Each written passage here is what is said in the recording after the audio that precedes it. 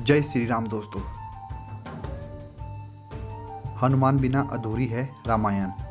हनुमान जी के बिना रामायण कभी पूर्ण नहीं मानी जाती। रामायण में राम एवं रावण युद्ध में हनुमान जी ही केवल एकमात्र ऐसे योद्धा थे जिन्हें कोई भी किसी भी प्रकार से क्षति नहीं पहुंचा पाया था।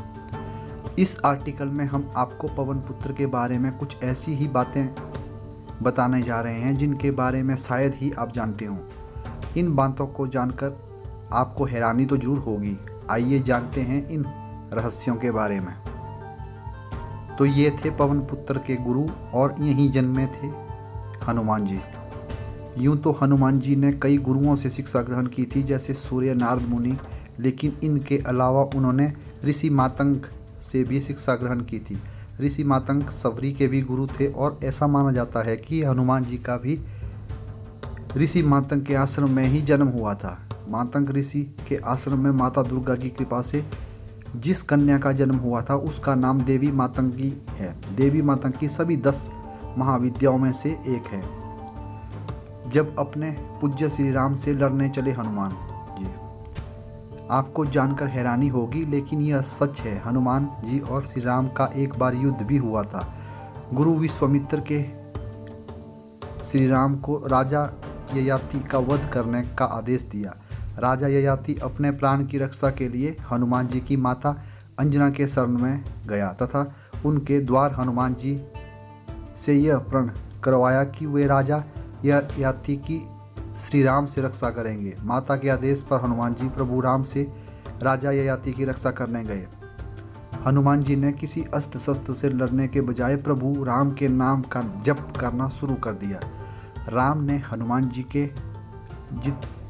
जी पर जितने भी बाण चलाए सभी व्यर्थ गए। अंत में विश्वामित्र सहित सभी हनुमान जी की राम के प्रति श्रद्धा भक्ति देखकर आश्चर्यचकित रह गए और विश्वामित्र ने राम को युद्ध रोकने का आदेश दिया और राजा ययाति को जीवन दान दिया।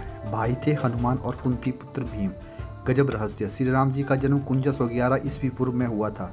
हनुमान जी का जन्म श्री राम के जन्म से कुछ वर्ष पूर्व हुआ था। इसी तरह श्री कृष्ण का जन्म 3112 ईस्वी पूर्व में हुआ था। इस मान से भीम का जन्म भी श्री कृष्ण के जन्म से कुछ वर्ष पूर्व हुआ था। हनुमान जी और भीम के जन्म में लगभग 2002 वर्षों का अंतर आता है। ऐसे में आप सोचेंगे कि आखिर वह दोनों भाई कैसे हुए। दरअसल हनुमान जी पवन पुत्र हैं और कुंती को भीम भी पवन देव के आशीर्वाद से प्राप्त हुए थे। इस मान से दोनों के पिता एक ही हैं। इस तरह भीम को भी पवन पुत्र कहा जाता है। वह दोनों ही अत्यधिक शक्तिशाली थे। कहा जाता है कि भीम के पास हजारों हाथियों का बल था। महाभारत काल में उनके समान शक्तिशाली योद्धा उनके बाद सिर्फ उनका पुत्र था। माँ जगदम्बा के अनन्य भक्त थे पवन पुत्र।